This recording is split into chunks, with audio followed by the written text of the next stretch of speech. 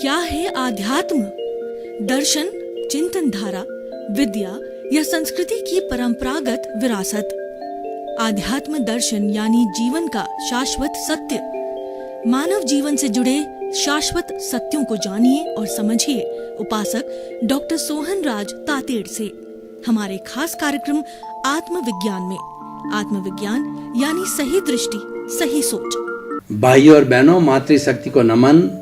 Channel 24+ news के आध्यात्मिक कार्यक्रम आत्मविज्ञान में आपका हार्दिक स्वागत है, अभिनंदन है, सत्कार है। आत्मविज्ञान के अंदर आपको जो विषय दिया जाता है उसके नीचे जो है आपको ईमेल है, आपकी वेबसाइट है और आपका जो है वो मोबाइल ऐप है। उन सब के माध्यम से आप आत्मविज्ञान को बहुत अच्छी तरह से समझ सकते हो। आप कोई भी क्वेरी कर सकते हो, आपकी जिज्ञासा भेज सकते हो, उसका समाधान आपको मिलता रहेगा। आपका जिज्ञासा हर वक्त आती रहनी चाहिए, तभी आत्मविज्ञान जाके सफल होगा।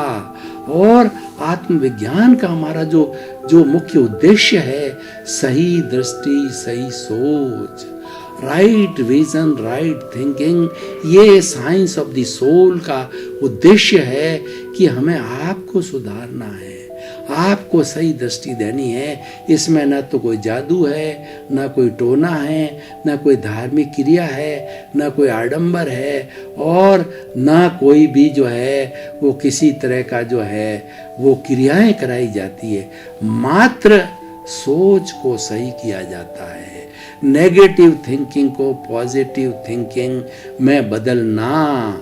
मात्र यही आत्मविज्ञान का उद्देश्य है, दृष्टि परिवर्तन करना, सम्यक दृष्टि देना, आपकी रॉन्ग बिलीफ को समाप्त करके आपको राइट बिलीफ देना ही हमारा उद्देश्य है। उस उद्देश्य की प्राप्ति के लिए हम रोज नए नए विषय लेते हैं, सभी धर्मों के विषय लेते हैं और हम व्यवहार के विषय लेते हैं, हम निश्चय के विषय लेते हैं, क्योंकि व्यवहार निश्चय दोनों जुड़े हुए हैं। व्यवहार ठीक हुए बिना निश्चय ठीक नहीं होगा। तो आज हमने विषय जो लिया है, बहुत ही सुंदर विषय लिया है कि जैन धर्म के मौलिक सिद्धांत। भाई और बहनों, जैन धर्म एक प्राचीन धर्म है और ये भारत में जन्मा है। जैन और बुद्ध है, ये आज से 2500 वर्ष पूर्व जो है ये समकालीन है। ये बिहार की धरती पर जन्मे हैं, हमारे देश के धर्म हैं, बाहर से आए हुए धर्म नहीं है। जैसे कि हमारा हिंदू धर्म है, सनातन धर्म है, हमारे देश का धर्म है। तो ये श्रमण संस्कृति, बुद्ध और जैन धर्म श्रमण संस्कृति कहलाती है और वो वैदिक संस्कृति कहलाती है। जो हमारा सनातन धर्म है वो वैदिक संस्कृति है और ये श्रमण संस्कृति है। इस देश में जन्मे हैं, उस देश के एक धर्म, देश के उस लाल, देश के उस सपूत जैन धर्म के सिद्धांतों की हम आज बात करेंगे। वैसे तो जैन धर्म बहुत ही, इसका न कोई आदि है न वो अंत है। कई 24 हो चुकी है, हो रही है और होगी। यानी जब से सृष्टि बनी है तब से जैन धर्म चला आ रहा है और ये आगे चलता ही रहेगा। उसको हम आरा कहते हैं। ये 20 करोड़ का सागर का आरा होता है, जिसके की जो है वो 6 जो है वो विभाग होते हैं, जो और 6 और सिरपिणी काल के होते हैं, 6 अर्पिणी काल के आरे होते हैं। अभी 5वां आरा चल रहा है और ये जो है दुष्यम आरा है। 6ठा आरा दुष्यम होगा, वो बहुत ही भयंकर होगा कि 6ठा आरा लगते ही ये 5वां आरा 21,000 वर्ष में से 2500 से कुछ वर्ष ऊपर निकल चुके हैं और अभी जो लगभग 18,000 वर्ष इस आरे के बाकी है। अभी तो धर्म की बात चलेगी, लेकिन धर्म का रूप विकृत हो जाएगा, पाखंड बढ़ जाएगा और जब 6ठा आरा आएगा 21,000 वर्ष का, तो पूरा धर्म नाम की चीज समाप्त हो जाएगी। बड़ी मछली छोटी मछली को खाएगी और मनुष्य की उम्र टोटल है 12 साल की होगी, उसकी हाइट एक बलात की होगी, उसके अंदर दादा दादी नाना नानी बन जाएगा, वो बिलों में रहेंगे, भयंकर गर्मी होगी और बड़ी मछली छोटी मछली को खाएगी, मांसाहारी हो जाएंगे क्योंकि धर्म समाप्त हो जाएगा। ये धर्म ही हमें सिखाता है। और धर्म जब समाप्त हो जाए, अधर्म बढ़ता है, जब पाप बढ़ता है तो इस सृष्टि का विकृत रूप हो जाता है और ये हमारी नेचर माँ कराने लग जाती है। नेचर माँ भयंकर दुख में आ जाती है। नेचर माँ सुख में कब रहती है? जब उसका धर्म रूपी बेटा उसके साथ रहता है और अधर्म हो जाता है, दूसरा कपूत बेटा आ जाता है तो माँ दुखी हो जाती है। तो मैं बात कर रहा था जैन धर्म के सिद्धांत। आज हम 5 मुख्य सिद्धांतों को लेकर के चलेंगे। वैसे तो बहुत से सिद्धांत है, मुख्य मुख्य सिद्धांत है। अहिंसा, दूसरा अनेकांत, तीसरा अपरिग्रह, चौथा है आत्मकर्म आत्मकर्तृत्ववाद और कर्मवाद।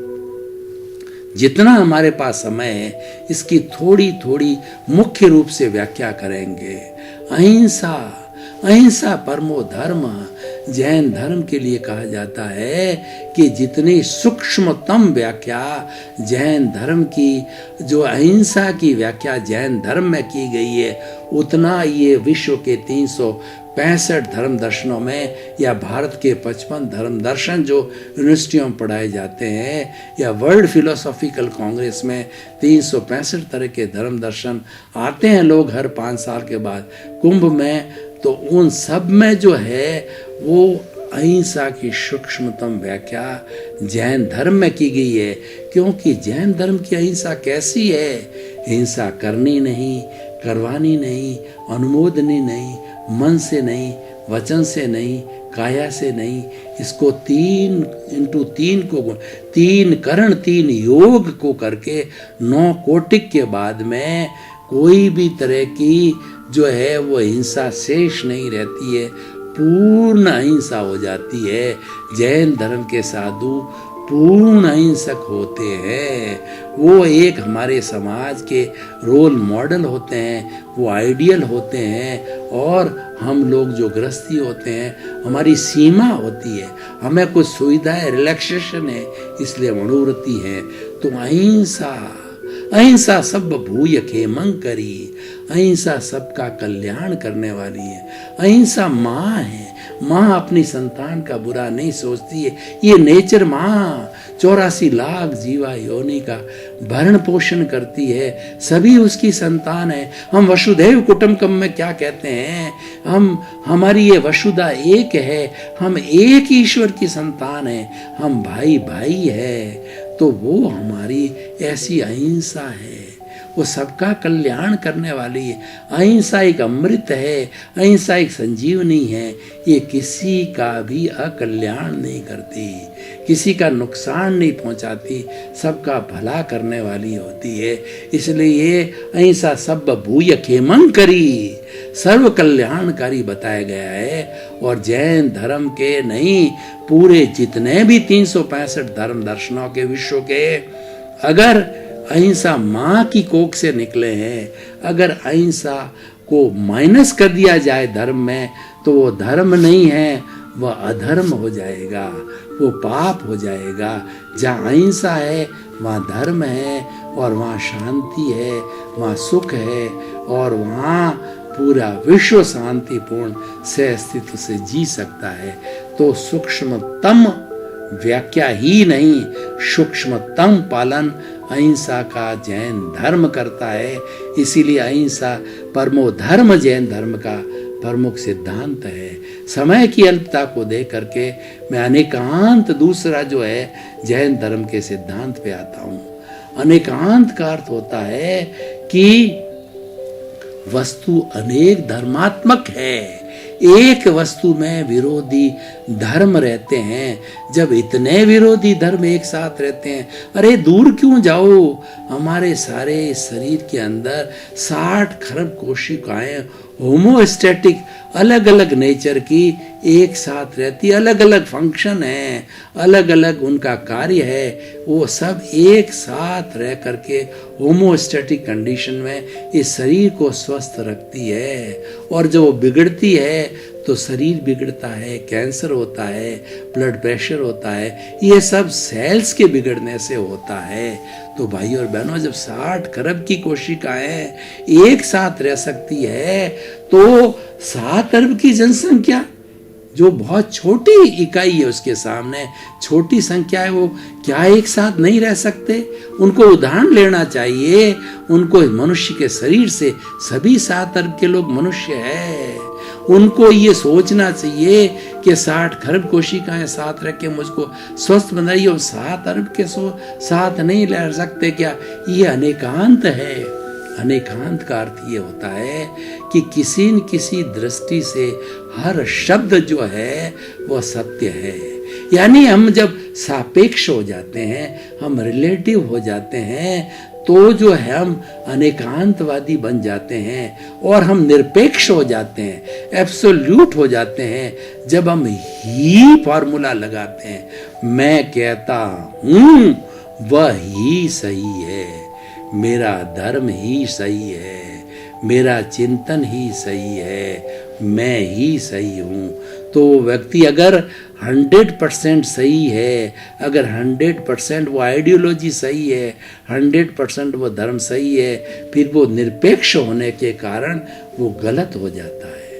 और जो कहता है भाई मेरी आइडियोलॉजी है, मेरा विचार है, मेरा मंतव्य है, मेरा धर्म है, मेरी विचारधारा है, और भी विचारधाराएं हो सकती है, मैं कहाँ कह रहा हूँ कि मैं ही सही हूँ, वो रिलेटिव वाला सही हो जाता है, गलत होते हुए भी वो रिलेटिव होने से अनेकांतवादी हो जाता है, और ही कहने वाला एकांतवादी हो जाता है।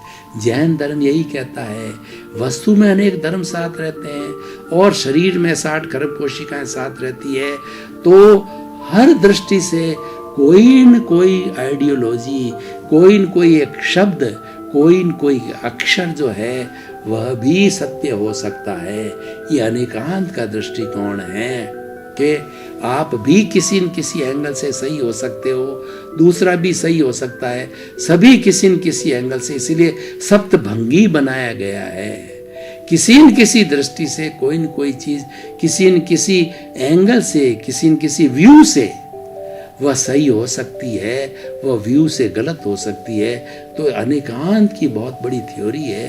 अनेकांत को अगर आज पूरे यूएनओ में लागू कर दिया जाए तो जो 200 से ऊपर जो कंट्रीज है वो इसको फॉलो करे तो सभी भाई भाई रूप में हो सकते हैं, निशस्त्रीकरण लागू हो सकता है और किसी को कोई तकलीफ नहीं हो सकती है, सभी पूरा विश्व जो है बड़े आनंद के साथ जी सकता है। और ये जो जखीरा खड़ा किया है भय से, डर से 200 लोगों ने, और अपना पूरा पैसा सिक्योरिटी पर लगा रहे हैं, लड़ाई झगड़े को सल्टाने में लगा रहे हैं, सारा बचत हो सकता है, गरीबी समाप्त हो सकती है, भूखमरी समाप्ति हो सकती है, अनेकांश से प्रॉस्पेरिटी आ सकती है, अनेकांश से व्यक्ति के नज़दीक आ सकता है, प्रेम में हो सकता है, क्योंकि इसका विषय यही है।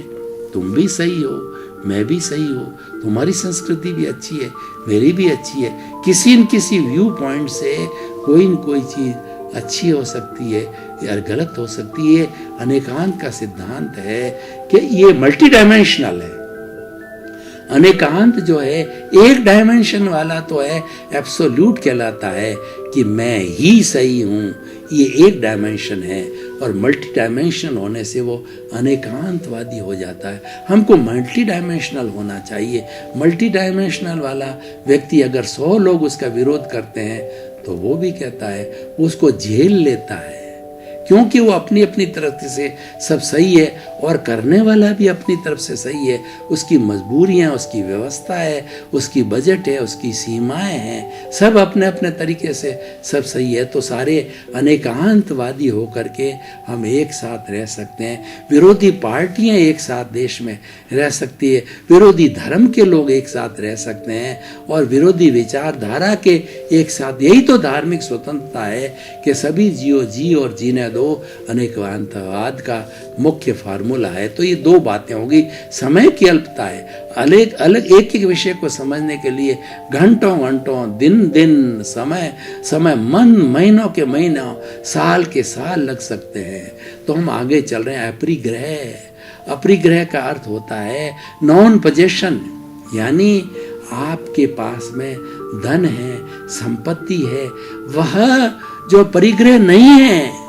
जैन धर्म कहता है आप अरबपति हो तो आपकी वस्तुएं हैं, आपका धन है, आपकी फैक्ट्रियां हैं, वो परिग्रह नहीं है। परिग्रह उसके प्रति आसक्ति है। मेरा घर, मेरी फैक्ट्री, मेरी बीवी, मेरा बच्चा, मेरा पद, मेरा प्रतिष्ठा, ये जो अटैचमेंट है ये परिग्रह है। आपने अच्छे कर्म करके आए हो, आप पुण्योदय लेकर के आए हो और आप अरबपति बन गए। अरबपति के आपने मुकेश और अनिल भाई अंबानी हैं, वो अरबपति के घर में जन्मे, टाटा बिरला अरबपति के घर में जने और पीढ़ी दर पीढ़ी सब अरबपति हो, उनके ये पुण्योदय है।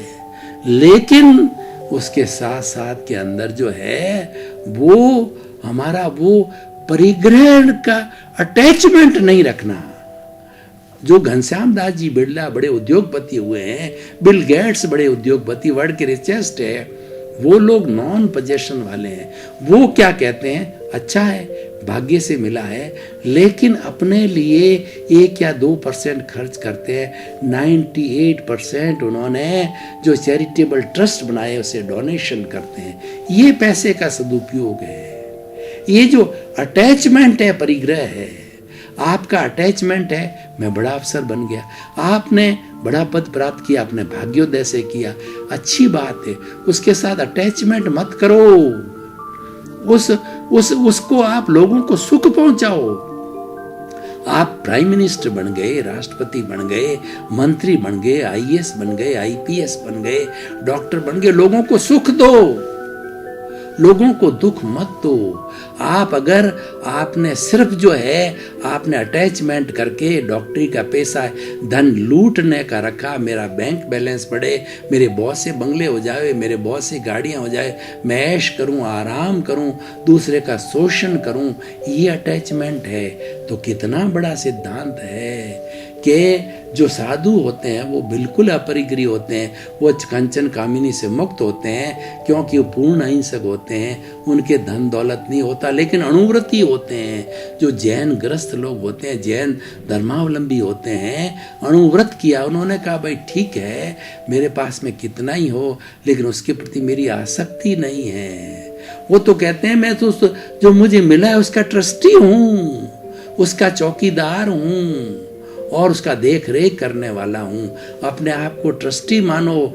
ट्रस्टीशिप मानना है, नॉन पोजेशन है। धन वस्तु परिग्रह नहीं, उसके प्रति आसक्ति परिग्रह है। ये बहुत बड़ी थ्योरी जो है जैन धर्म की है। तो अहिंसा, अनेकांत और अपरिग्रह। चौथे पे आता हूं आत्मकृतित्ववाद। जैन धर्म कहता है कि हर प्राणी में एक सिंगल आत्मा रहती है, जो एकेंद्रिय, द्वेंद्रिय, त्रिंद्रिय, चतुरेंद्रिय, पंचेंद्रिय जितने भी प्राणी हैं वो अलग अलग आत्मा वाले हैं। एक निगोद के जीव अलग होते हैं जिसके अंदर बहुत सी जो है आत्मा, जैसे कंद है, मूल है, उसके अंदर जो है जो जमीन से कंद के रूप में जो है वो गाजर है, मूली है और जो है वो आपका आलू है, जो कि एक जो है वो कहना चाहिए कि वो रूट के रूप के अंदर जो होते हैं उसमें अनंत जीव होते हैं। इसलिए वो जीवों को मार के उन जीवों को उपयोग करना बहुत बड़ा पाप कार्य माना गया है। वो निगोद के जीव होते हैं और वो जो है वो जमी कंद कहलाते हैं। वो जैन यूज नहीं कर, उस बात को छोड़ दीजिए। एक शरीर में एक ही आत्मा रहती है, चाहे डायनासोर्स का शरीर है, चाहे हाथी का शरीर है, चाहे मनुष्य का शरीर है, चाहे पेड़ का शरीर है। उसके पेड़ में रहने वाले जीव कितने भी हो सकते हैं, वो अलग अलग जीव है। हमारे शरीर में भी बहुत से छोटे छोटे जो है जीव रहते हैं, वो अलग अलग आत्माएं होती है। एक शरीर में एक ही आत्मा होती है और ये आत्मकृतित्ववाद है। और वो आत्मा जितना बड़ा शरीर होती है उसके अनुरूप अपने परमाणुओं को फैला देती है। हाथी होता तो हाथी के रूप में, डायनासोर्स होता तो डायनासोर्स के रूप में, चींटी होता तो चींटी के रूप में, मनुष्य यानी ये शरीर के बाहर, किसी भी प्राणी के शरीर के बाहर जो है आत्मा नहीं है। ये आत्मकृतित्ववाद है। ये जैन धर्म का बहुत बड़ा सिद्धांत है। और जैन धर्म ये मानता है कि आत्मा कर्मों से आबद्ध है, कार्मण शरीर है, राग देश के कारण कर्मों का अर्जन किया है। इसी कारण से ये भवान्तर में 84 लाख जीवा योनि के अंदर ये भटकती रहती है। और जब ये कर्मों से शुद्ध हो जाती है, कार्मण शरीर समाप्त हो जाता है, जिसको लिंग शरीर कहते हैं, जिसको कॉजल बॉडी कहते हैं, वो साफ होने के बाद में आत्मा सिद्ध, बुद्ध और मुक्त हो जाती है। तो वही आत्मा है। इसको 3 भागों में जैन धर्म मानता है। जीवात्मा, दूसरा अंतरात्मा और तीसरी परमात्मा। आत्मा वही है, उसकी शुद्धि की स्टेजेज है। जीवात्मा होती है वह जो है वो केवल अपना 5 इंद्रिय सुख में रहती है, मैं मेरा के जगत में रहती है। इंद्रिय सुख के बाद में और जो है वो परिग्रह के सूत्र के बाद में क्रोध, अहंकार, माया के रूप के अंदर वो बाहर जो है नहीं निकलती, उसी के अंदर ही रहती है। वो जीवात्मा कहलाती है। और जिसको ज्ञान मिल जाता है गुरु कृपा से या ज्ञानी पुरुष से, उसके कर्मों के अच्छे उपादान से, अच्छे शुभ कर्मों के उदय से जब उसको ज्ञान मिलता है तो ज्ञान मिलने के बाद में वो जीवात्मा हो जाती है। बहुत बहुत धन्यवाद भाई और बहनों, आप जो है ये आत्मविज्ञान कार्यक्रम बराबर देख रहे हो और बराबर देखते रहना। इसके अंदर से कोई भी ऐसा शब्द, कोई भी ऐसी विचारधारा आपके पूरे जीवन को बदल सकती है, पूरे जीवन को सुखी बना सकती है, पूरे जीवन को ज्ञान दे सकती है, पूरे जीवन को आध्यात्मिक बना सकती है, आपका भव सुधार सकती है, आपके भवों की जो श्रृंखला है उसको कम कर सकती है। क्योंकि सारी बातें मनुष्य जीवन में ही होती है। आत्मविज्ञान जो हम मनुष्यों के लिए ही बना है, सही दही, सही सोच, सही दृष्टि, सही सोच इसका जो घटक है, इसकी कार्य पद्धति, इसी मेथोडोलॉजी है कि राइट विजन और राइट थिंकिंग के माध्यम से आत्मविज्ञान को प्राप्त कर सकते हैं, साइंस ऑफ सोल को प्राप्त कर सकते हैं। आपका जीवन आनंदमय हो, मंगलमय हो। आपके प्रति बहुत बहुत शुभकामनाएं। आत्मविज्ञान में आत्मविज्ञान यानी सही दृष्टि, सही सोच।